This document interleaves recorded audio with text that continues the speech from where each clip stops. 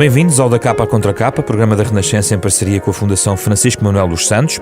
Estamos na manhã desta véspera de Natal. Muitas vezes ao longo do ano ouvimos falar de inquietude permanente, um pedido do Papa Francisco, uma voz ouvida por crentes e não crentes, e é neste tempo de celebração cristã que procuramos perceber que tipo de questões inquietam hoje no seu dia-a-dia os crentes e não crentes, o que os liga, o que os separa, como se relacionam, e por isso convidamos para esta conversa o Padre Alexandre Palma, professor de Teologia da Universidade Católica, Padre do Patriarcado de Lisboa, e o jornalista Henrique Monteiro, antigo diretor do Expresso e um comentador habitual da Renascença, para falarmos sobre crentes e não crentes nesta edição do Da Capa à Contra Capa. Bem-vindos, Padre Alexandre Palma, Henrique Monteiro, bem-vindos, obrigado pela vossa disponibilidade para esta conversa. Henrique, há um poema famoso que começa de um não crente famoso, que diz assim: não acredito em Deus porque nunca o vi. Se ele quisesse que eu acreditasse nele, sem dúvida que viria falar comigo e entraria pela minha porta dentro dizendo-me: aqui estou. Nunca tocou esta entrada de Deus na tua alma? Não, e penso que isso é a visão de um Deus pessoal, que é uma visão contrária ao Deus universal. Ou seja, quer dizer, se as pessoas querem todas, cada uma delas, ter uma prova da existência de Deus pessoal, isso é o lar romano, quer dizer, o Deus da família, o Deus antigo. Eu citei Alberto Queiro, o guardador dos rebanhos. Mas eu cito um outro não crente, que é o Chico Buarque, e que é um poeta, de facto, que tem um poema lindíssimo que se chama Gente Simples, que é uma canção também. Ele vem de comboio pelos arredores de uma grande cidade e vê aquelas casas, aquelas barracas, aquela gente muito pobre, e termina o poema assim: e eu que não creio, peço a Deus por minha gente, é gente simples, que vontade de chorar. Quer dizer, que é exatamente o contrário disso. Eu que não creio, peço a Deus.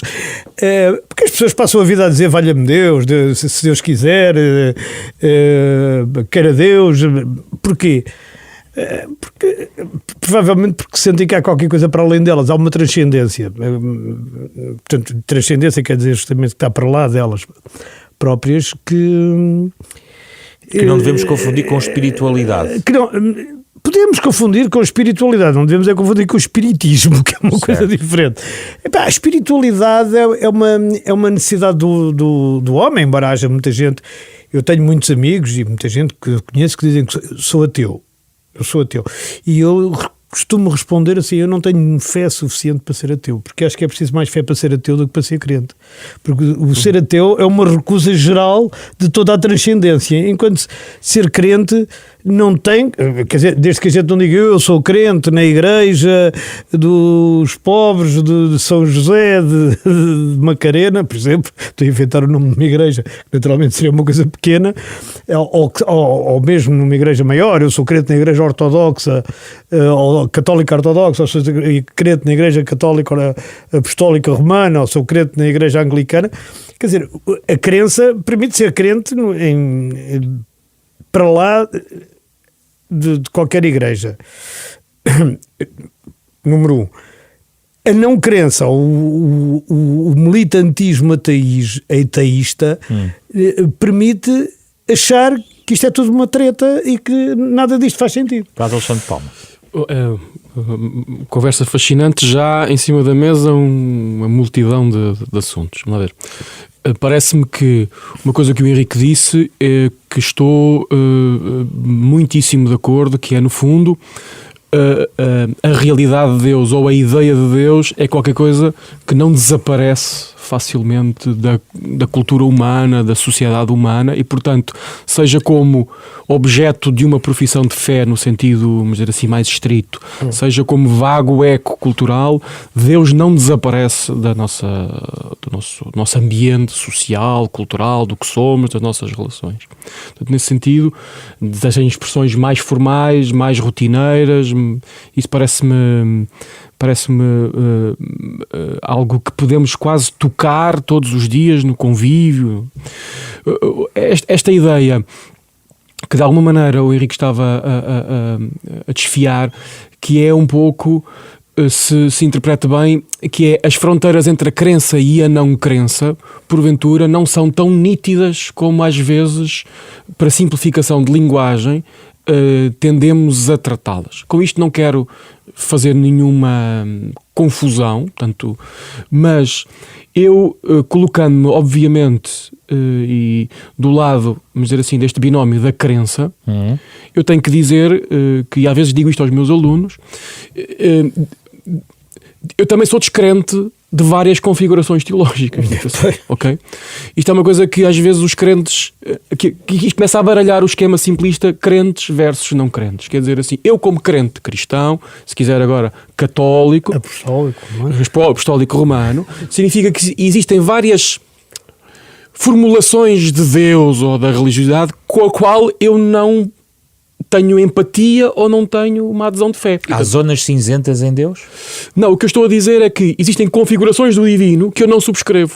E para essas configurações eu seria um não crente. Não crente, mas no entanto há uma frase muito bonita que diz: há muitas moradas na casa do meu pai. Está na Bíblia. É dita por Jesus Cristo, ou atribuída a Jesus Cristo. Essas aproximações à morada são, por exemplo, uma pessoa não pode ser católico, penso eu, depois corrigir-me-á, uma vez que é professor de teologia, uma pessoa não pode ser católico apostólico romano e não crer na transubstanciação, ou não crer na virgindade de Maria. Estou a falar aqui em 2 dogmas de fé que são. Mas pode ser crente, por exemplo, protestante, e não crer nisto. Pronto, então agora isso... Reverto o meu argumento. Porventura, entre os não crentes, existem porventura também algumas dimensões, algumas expressões de crença. Ou seja, o que eu estou a dizer é, não estou apenas a esbater a fronteira do lado dos rotulados como crentes, mas porventura existe qualquer coisa de religioso, vamos dizer assim, entre não crentes. E portanto, de alguma maneira existe aqui alguma possibilidade de aproximação. A um ateu, eu posso perguntar, muito bem, um ateu, por definição, é aquele que não crê em Deus. Muito bem, eu posso perguntar a seguir, e em que Deus é que tu não crês? E mediante a resposta dele eu posso chegar à conclusão de dizer assim, nesse Deus em que tu não crês eu também não creio, não é?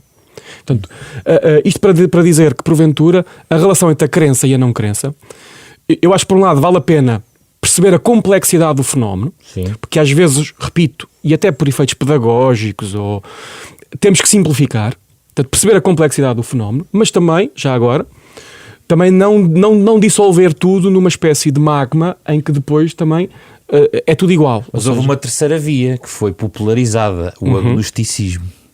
Bem, mas o agnosticismo, como dizia o Lenin, dizia raspe um social-democrata e terá um fascista. Eu diria raspe um agnóstico e terá um crente. Ou então um ateu. Quer dizer, o agnóstico diz, bom, quer dizer, se o agnosticismo for naquela posição, eu não consigo determinar a existência de Deus, e muito menos a substância, e muito menos o conhecimento de Deus, e o conhecimento de Deus é uma coisa que de facto por si própria é impossível de saber, e sobretudo os próprios desígnios são imprescrutáveis, que é uma palavra, quer dizer, são insondáveis, não? Portanto, nesse aspecto também, já estou aqui um bocado... Como foi dito, quer dizer, nesse aspecto todos nós somos agnósticos de qualquer coisa. E há uma dimensão, isto agora, diga. Há uma dimensão, o crente, e já agora não me levem a mal que eu diga assim, e o teólogo sabe que nunca vai saber tudo sobre Deus, ok? E, portanto, porque, como dizia o filósofo, deixe-me só dizer, o Jürgen Habermas, a dimensão do desconhecido é sempre superior à do conhecido, e tem razão, quer dizer... Eu acho que qualquer cientista, seja ele de que área for, se for honesto consigo próprio, sabe que há uma dimensão de desconhecido, mesmo no seu campo de saber. Quando tratamos de questões teológicas, isto não é um acessório, e, portanto, é qualquer coisa que está na base da próprio pensar teológico. Há uma dimensão de não conhecimento ou seja, Deus não é um objeto, no sentido em que eu possa conhecer e manipular à maneira como pode ser qualquer outro objeto que estudam outros campos científicos. E, portanto, o teólogo tem que saber isto de antemão. Aliás, sabe isto de antemão, caso contrário, alguma coisa falhou. E também é por isso que ele não bate à porta e diz aqui estou, como no suave milagre de Essa, e como diz o Dr. Robert Caio. O agnóstico é aquele que, diante da questão de Deus, não encontra, eu estou a interpretar, razões suficientes nem para dizer seguramente sim, creio que existe, não creio que exista. Okay? É evidente que a posição do crente assume qualquer coisa de eu não conheço tudo, portanto, neste sentido, há qualquer coisa de uma certa dimensão agnóstica, mas ele acha que tem, de alguma maneira, razões mais racionais ou mais emocionais, mais biográficas, depois varia conforme o crente em concreto ou a comunidade, porque aqui também talvez valha a pena não falar apenas de indivíduos crentes, mas perceber que o fenómeno da fé, o fenómeno religioso, é sempre este binómio entre indivíduo e comunidades. Por isso também evolui ao longo da biografia do mesmo. Com certeza. Não e é? das próprias comunidades, ou seja, as comunidades elas próprias também têm a sua própria biografia. Porque há não crentes que se aproximam da fé ao longo da vida. Há muitos casos. Bom, quer dizer, no fim da vida há muita gente a converter-se. Isso aí Mas aí que eu quero conhecido. chegar também. É conhecido porque o salto da fé é um salto no escuro. E o salto, não sei, mas Sim, está bem. Tem uma certa dimensão tem uma certa dimensão de salto no escuro. Eu não quero aqui fazer teologia, porque longe de mim. Não se faça. A teologia não é tutela de meia dúzia de... Bem, ainda bem, mas isso, nada é tutela de meia dúzia de nada. Eu quero aqui como se costuma dizer, só Deus sabe. De teologia só Deus sabe, tudo. Agora, quer dizer, há aqui um salto no desconhecido também, no salto da fé. Quer dizer, e o salto da vida para a morte é um salto semelhante, é um salto para o desconhecido. Mas eu a propósito do desconhecido, acho que uma coisa que me interpela muito também é da Bíblia, que é quando o São Paulo vai, salvo erro, em Atenas e vê uma série de deuses e vê um pedestal que diz a um Deus desconhecido. E ele começa a interpelar os atenienses a dizer, é deste Deus precisamente que eu vos venho falar. Portanto, é um Deus que é desconhecido e que não há possibilidade mesmo de o conhecer na sua totalidade. E, portanto, a única possibilidade que há é de fazer-lhe aproximações sucessivas. E para lhe fazer aproximações sucessivas, há pessoas que se organizam em igrejas e que fazem a aproximação ou chegam ao conhecimento. Isso agora cada igreja dirá o que entende. Eu não faço parte de nenhuma específica, mas, e não sei. Mas vão tentando decifrar aquilo que é a nossa como comunidade e nossa como pessoa, como indivíduo, a nossa transcendência. E há uma coisa muito engraçada, ainda hoje escrevi isso para o Expresso. Há um chinês economista que foi mandado pelo governo chinês estudar os Estados Unidos para estudar a economia de mercado. E depois fez uma tese que é a economia de mercado com a igreja e a economia de mercado sem a igreja. E chegou à conclusão que a economia de mercado era boa para a concorrência, para a criatividade, para a produtividade, mas era má porque gerava ganância, gerava inveja, gerava mentira, gerava até provocar dor no outro. E, portanto, ele chegava à conclusão que toda a economia de mercado precisa de uma sustentação moral e ética que as igrejas acabam por dar. E dizia, os Estados Unidos são mais desenvolvidos porque conseguem juntar isso muito bem, a economia de mercado com a igreja. E é curioso como um tipo, enfim, este senhor, que é professor da Universidade de Pequim, que não são educados com um conceito de Deus que é sequer semelhante ao nosso, porque no Oriente o budismo e o confucionismo isso são teorias filosóficas que não apelam a um ser supremo, ao sobrenatural. Entende que esta base ética e esta base necessária é fornecida pelas igrejas ou por organizações semelhantes a igrejas, e que é fundamental para o próprio funcionamento da sociedade. Eu penso que não é só para o mercado. Eu dando um passo atrás, voltando atrás, eu creio que a relação do indivíduo com as comunidades religiosas, no fundo, respeita uma certa dinamismo antropológico mais profundo, que é, nós nunca colocamos nenhuma questão, e muito menos a questão da transcendência, para usar um termo neutro, a partir do ponto zero da história. Como dizia um autor medieval, nós somos sempre anões aos ombros de gigantes. E, portanto, mesmo que eu subjetivamente, em alguma etapa da minha vida, eu tenha que debater, lutar com a questão, neste caso de Deus, eu nunca faço na ponte zero da história. E, portanto, de alguma maneira, eu sou sempre beneficiário, ou não, ou o contrário, mas de uma tradição que eu recolho. E, portanto, a relação da opção crente do indivíduo na relação com as comunidades, é também, de alguma maneira, elas são transporte de uma tradição, de uma memória, de um destilado que, de alguma maneira, é aquilo que me permite também eu próprio enfrentar a questão, não apenas no ponto zero, mas de alguma maneira beneficiando, cá está, de um capital de experiência humana, de reflexão que eu recolho. Mas a tradição não garante a subsistência da crença na comunidade.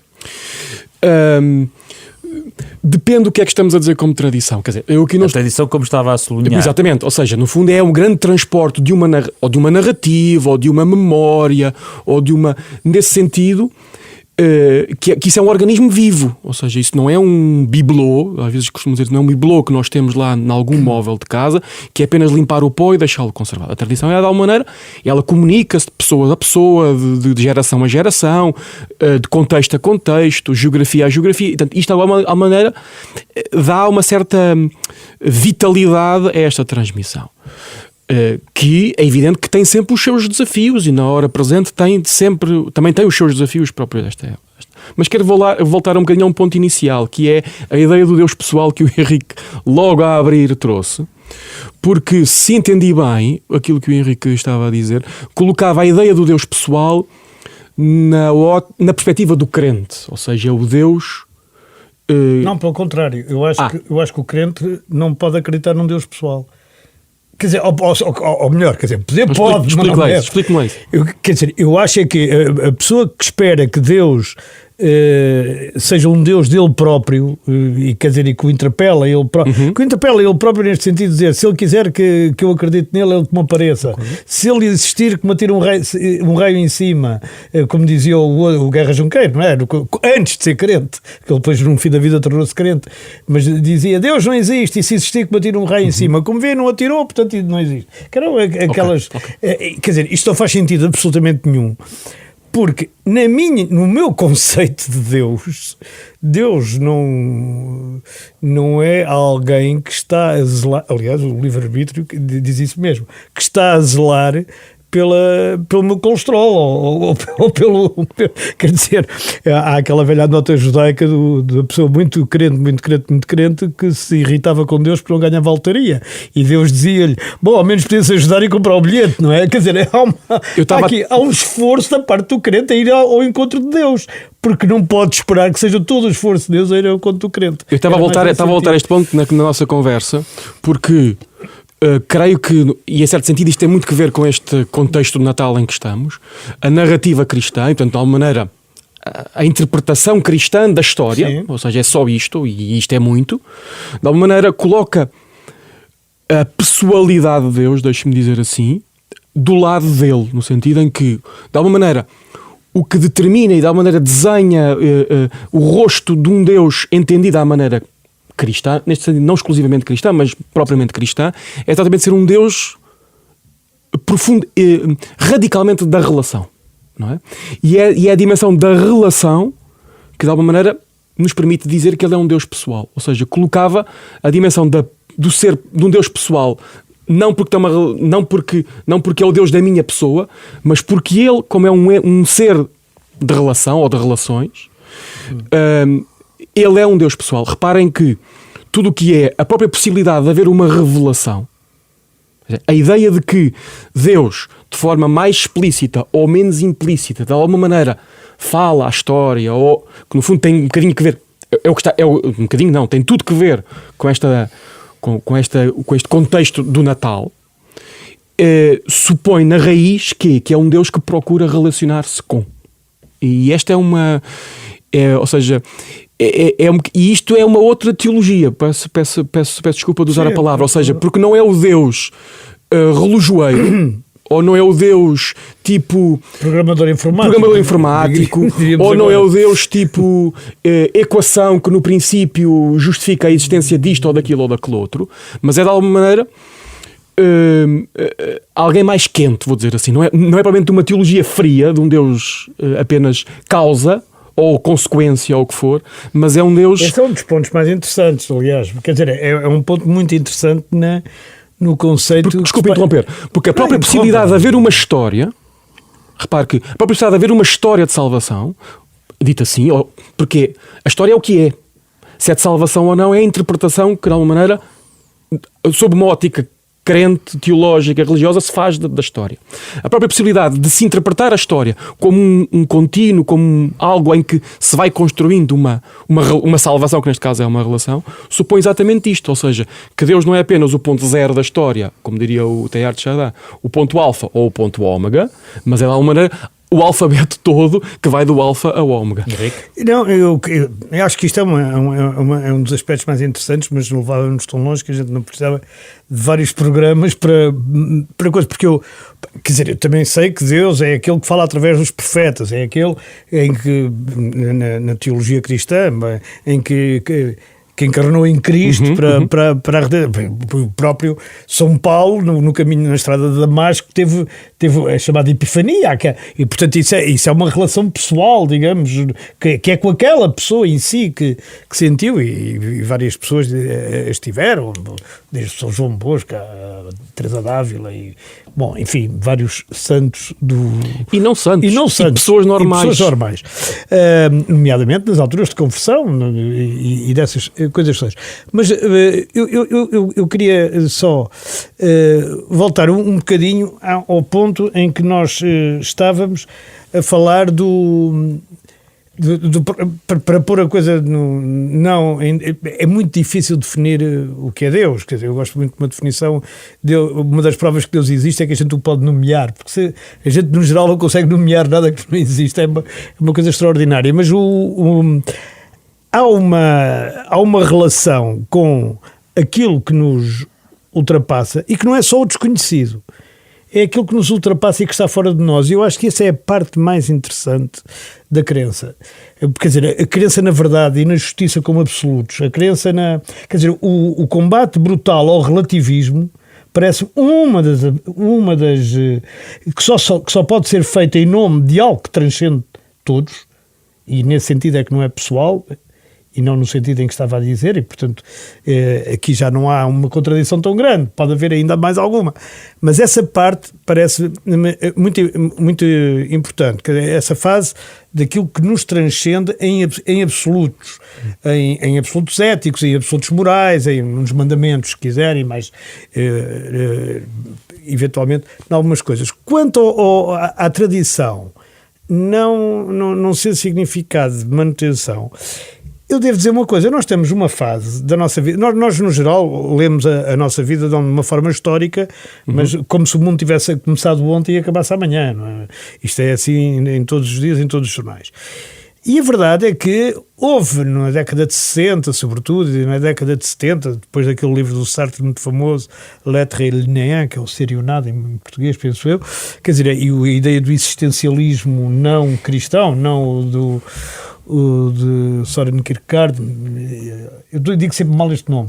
Eu também não sei dizer. Acho que é assim. Mas, popularizou-se como tal. Pronto. Sim, pronto. Desse existencialismo em que nada está inscrito em nós à nascença. O bem e o mal não estão inscritos no nosso coração, como dizia, por exemplo, o Papa João Paulo II, bem, disseram vários outros. Essa ideia é uma ideia recente e é uma ideia que tem feito o seu caminho, e é uma ideia que é muito primitiva, quer dizer assim, então, mas se Deus existe, como é que há mal no mundo? Esta ideia é muito primitiva. Essa ideia foi discutida à exaustão a seguir ao terremoto de Lisboa, em 1755, que quer dizer, portanto tem quase 200 e não sei quantos anos, 270 anos, 270 e tal anos, quer dizer, não é uma ideia nova sequer, não é uma ideia nova, e toda essa coisa que tem feito o seu caminho tem conseguido uma coisa extraordinária, que é pretender que o homem é capaz de resolver todos os problemas. Isso vem de trás, vem do positivismo racionalista dogmático, nomeadamente dos Contes e dessas pessoas no final do século XIX, que eram sobretudo pessoas com certeza que deram os seus contributos interessantes também para o mas não é nada nos indica que o século XXI, tomado como século, portanto um século são 100 anos, ou o milénio, terceiro milénio, um milénio são 1000 anos, nada nos indica que será assim. Aliás, muitas pessoas disseram que ou será espiritual ou não será, porque sem essa espiritualidade, e quando a gente está a discutir, por exemplo, a inteligência artificial e todas estas coisas da máquina substituir o homem, se a gente começar a dizer como é que se programa coisas que são indizíveis, chegamos à conclusão que muitas das nossas ações são indizíveis. Para começar pela paixão, o amor, Sim. Bem, enfim, há dezenas de coisas que... Sim, eu acho que na raiz da religiosidade e mais do que isso da opção crente está de facto uma espécie de encontro com o excesso, de uma maneira, qualquer coisa de excessiva à nossa volta que nos ultrapassa. Nesse sentido, de uma maneira é uma certa porta em que nos encontramos com a transcendência. Nesse sentido, acho que sim. E há uma espécie às vezes é um deslumbramento, porque é uma coisa, é a grandiosidade da vida, do amor, e às vezes é profundamente incomodativa a questão do mal que levantou. Isso era um dossiê infinito. Mas há coisa que nos ultrapassa, que em certo sentido é, a meu ver, cito o Desassossegado também, Fernando Pessoa, que, num dos fragmentos possíveis, quer dizer, Deus é o existirmos e isto não ser tudo. Esta sensação que a gente este tocarmos que isto não é tudo, de alguma maneira é qualquer coisa que em nós, ou pelo menos em alguns de nós, de alguma maneira é uma porta aberta para colocarmos a questão da transcendência e porventura percebemos que este não ser tudo, cá está, é algo que pode ser o lugar onde o divino se revela, não sei. É sempre uma possibilidade de ser esse o lugar onde o divino se revela, porque a gente quando pergunta assim, bom, está bem, e o que é o divino? E o que é Deus? As pessoas gostam de fazer perguntas, e eu, voltando às ideias de Habermas e de outras pessoas que eu penso que nem cristãs, não sei se são cristãs, ou, pelo menos, quer dizer, não se assumem como tal. Quer dizer, acho que há muito pouca humildade neste tipo de perguntas, e vamos dar, por exemplo, o exemplo da clareira na floresta, não é? Se tivesse uma clareira na floresta e o perímetro, o que está para lá dessa clareira for o desconhecido, mesmo que dobres o conhecimento, dobras o perímetro do desconhecido. E, portanto, quer dizer, o desconhecido será sempre superior àquilo que é conhecido. E a gente ter a ideia que pode saber tudo, um certo positivismo, uma certa ingenuidade positivista. É uma simplificação do debate da fé e da razão? Sim. Não, mas quer dizer, chega-se à crença e à fé pela razão, isso não há dúvida nenhuma. Sim, mas eu percebo a pergunta. Ou seja, no fundo é uma espécie às vezes o que está subentendido essa dialética é que a relação fé e razão é de soma zero. E, portanto, uma precisa de o que uma cresce, a outra perde. Isso é falso. E isso é profundamente falso. Ainda bem que um crente diz que é falso e um não crente o diz também. Já estava a pensar nisso. Eu não sou não crente. Pronto. Eu sou uma coisa diferente. Quer dizer, não sou católico, isso não. Tá bem. Mas quer dizer, se eu quiser me definir, eu uma vez disse isso com o padre Tolentino na Capela do Rato. Eu tenho tanta dificuldade em explicar que não sou católico, não me importa nada que me confundam com o católico.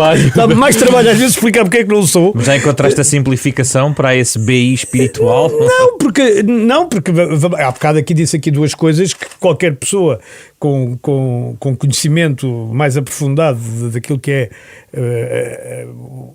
a fé católica percebe, que eu falei da transubstanciação, que é uma pessoa que não acredita nisto não pode ser católico. Quer dizer, não pode de não poder, porque é uma questão fundamental. O corpo de Cristo é uma coisa fundamental, é o centro de tudo, não é? Portanto, mas isto, para a maior parte das pessoas, isto não quer dizer nada, porque nem sequer percebem a palavra transubstanciação. De acordo.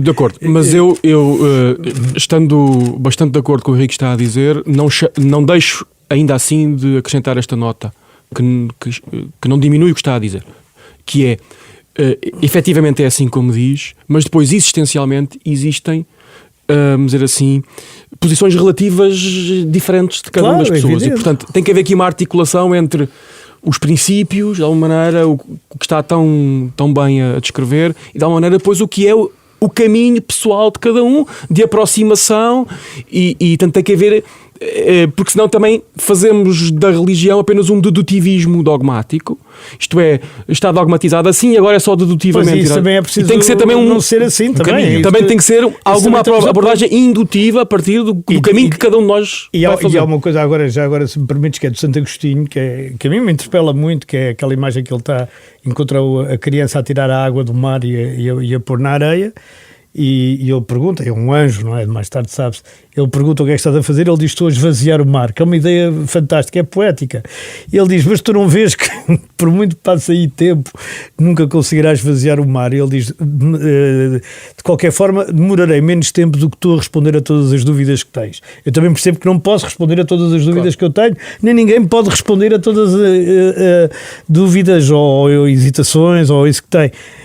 Mas eu acho que o que é bonito aqui, o que é bonito é nós compreendermos que os homens e as mulheres, agora tem que ser os homens e as mulheres, não somos acusados portanto, os seres humanos têm que agir uns com os outros no sentido de irmandade, com um sentido de profunda solidariedade. Essa é a parte em que todas as pessoas, digamos, de boa vontade se encontram. Depois a questão do mal, como disse, é todo mais um tratado. Mas eu não posso abrir esse debate todo. Só posso mesmo, para uma nota final, antes de darmos aqui umas sugestões para quem nos quer ouvir, e um remate. Não sei muito bem como rematar. Ia dizer qualquer coisa. Ia dizer qualquer coisa do Benfica, está a ver? Ia dizer qualquer coisa, quer dizer, eu acho que é importante, então, para rematar assim, eu acho que é preciso aqui, nós caminhamos no fio da navalha. E, portanto, por um lado, temos que ter a humildade de perceber que nós nunca vamos, isto que estava a dizer o Henrique, perguntas tê-las-emos sempre. E respondidas tê-las-emos sempre. Este é um lado da questão. Do outro lado mas apesar de tudo, nós temos em nós ferramentas humanas, racionais, emotivas, outras, para, apesar de tudo, continuarmos à procura da verdade. E este aqui é o fio da navalha. Por um lado, eu caminho sabendo que tenho ferramentas para procurar a verdade, e ao mesmo tempo sabendo que tenho também limitações nessa procura. Porque é muito fácil pendermos para um lado ou para o outro. Ou nunca sabemos nada, ficamos, desistimos, ou simplificando, ou ficamos uma espécie de... aquelas pessoas que têm todas as certezas acerca de tudo, sei tudo. Portanto, aqui uma espécie de equilíbrio, que não é uma questão meramente... Não é um equilibrismo, vou dizer assim, para nos entendermos todos, mas eu acho que é um bocadinho o itinerário da vida humana. É um livro sem fim, este tema, e para o fim, um livro. Henrique. Quer dizer, eu tenho aqui um livro que acho muito interessante, que é o Regresso de Deus, que é justamente escrito em 2010 e que explica que a fé em Deus está a aumentar imenso no mundo neste milénio, que é uma coisa que a gente aqui no cantinho da Europa e na Europa não percebe. Teorias da secularização. Exatamente, dá cabo disso. E de onde eu tirei, aliás, aquele exemplo do professor chinês que andou a estudar as igrejas nos Estados Unidos e chegou à conclusão que era fundamental para o equilíbrio da sociedade haver igrejas. E apesar de ser chinês e daquilo ser um Estado laico, ou se não mesmo ateu, não sei, não foi contraditado. A minha proposta de leitura é tão simples quanto provocatória. Neste quadro de Natal, a minha proposta de leitura é ler o capítulo 1 e 2 do Evangelho de Mateus e o capítulo 1 e 2 do Evangelho de Lucas. Já que estamos na quadra do Natal, vamos ler o que é que os textos que fundam o Natal dizem. É a minha proposta de leitura. Já agora, sugerindo uma espécie de jogo aos ouvintes, que é este. Normalmente, na maior parte das edições das Bíblias, existe uma espécie de notas de textos paralelos ou que estão referenciados, e é de alguma maneira construírem a vossa própria leitura dos textos a partir de Mateus 1 e 2, Lucas 1 e 2, e depois irem à procura dos outros textos do Antigo Testamento que lá estão de alguma maneira referenciados e vão construindo um itinerário de leitura por dentro da Bíblia, que já que é tão desconhecida, que usemos estas circunstâncias para a conhecer melhor. Nos tempos modernos, uma hiperligação dos textos. Que já muito era feita, de facto. Com Henrique Monteiro e o Padre Alexandre Palma, muito obrigado pela vossa presença neste Da Capa à Contra Capa, um programa da Renascença em parceria com a Fundação Francisco Manuel dos Santos, para ouvir todos os sábados às 9h30 da manhã, na rádio, também na internet, em rr.sap.pt. Pode descarregar este programa e todos os outros, todas as semanas em podcast, nas várias plataformas digitais. Um programa com produção de Ana Marta Domingos, apoio de Carlos Schmidt e João Campelo. Está a ouvir este genérico de Mário Lajinha, composto pelo pianista para este programa. Eu sou José Pedro Frazão. Regresse na próxima semana para o último programa do ano.